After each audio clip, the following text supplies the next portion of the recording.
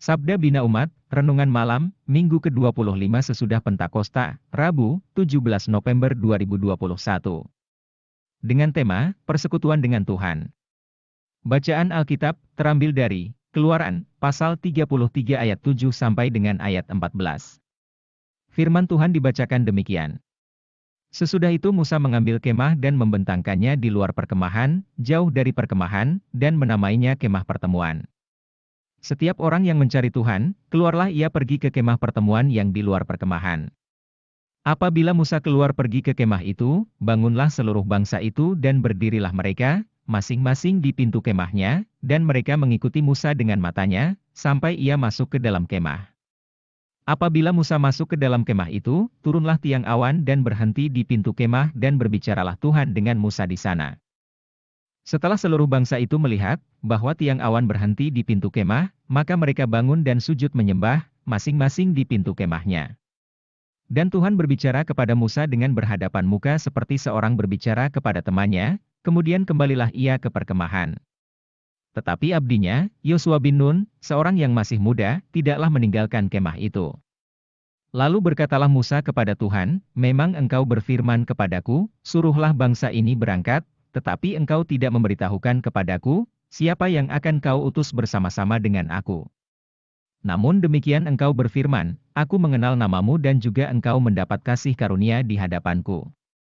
Maka sekarang, jika aku kiranya mendapat kasih karunia di hadapanmu, beritahukanlah kiranya jalanmu kepadaku, sehingga aku mengenal engkau, supaya aku tetap mendapat kasih karunia di hadapanmu. Ingatlah, bahwa bangsa ini umatmu." Lalu ia berfirman, "Aku sendiri hendak membimbing engkau dan memberikan ketentraman kepadamu." Demikianlah bacaan Alkitab.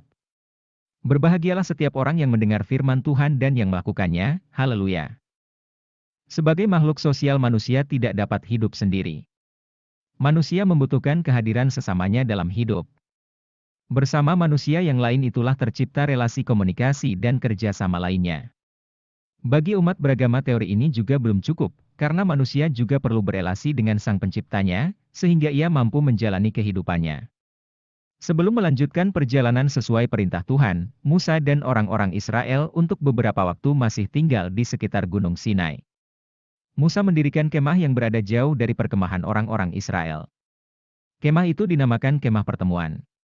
Menariknya bila Musa masuk ke dalam kemah tersebut, maka turunlah tiang awan dan berhenti di depan pintu kemah.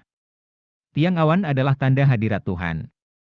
Pada saat itu Tuhan berbicara dengan Musa.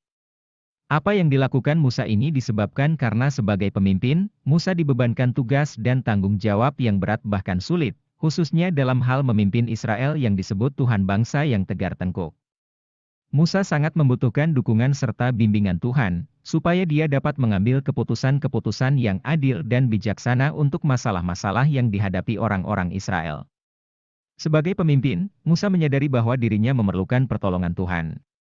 Persekutuan dengan Tuhan secara pribadi itu sangat esensial bagi Musa dan setiap orang percaya. Di dalam persekutuan itu Tuhan berkenan hadir, menyertai, menolong dan memberkati umatnya. Sikap iman yang ditunjukkan Musa ini seharusnya ada dan ditunjukkan secara konkret dalam hidup orang yang percaya. Siapapun kita sesungguhnya dalam hidup ini, sangat memerlukan Tuhan. Karena itu bangunlah dan peliharalah persekutuan secara pribadi dengan Tuhan. Melalui persekutuan yang dibangun dengan hati yang tulus dan sungguh-sungguh itulah, Tuhan hadir memberkati kita. Demikian renungan malam, Sabda Bina Umat hari ini, Tuhan memberkati. Mohon tidak lupa untuk donasi subscribe bagi yang belum, untuk mendukung channel ini. Terima kasih. Tuhan memberkati.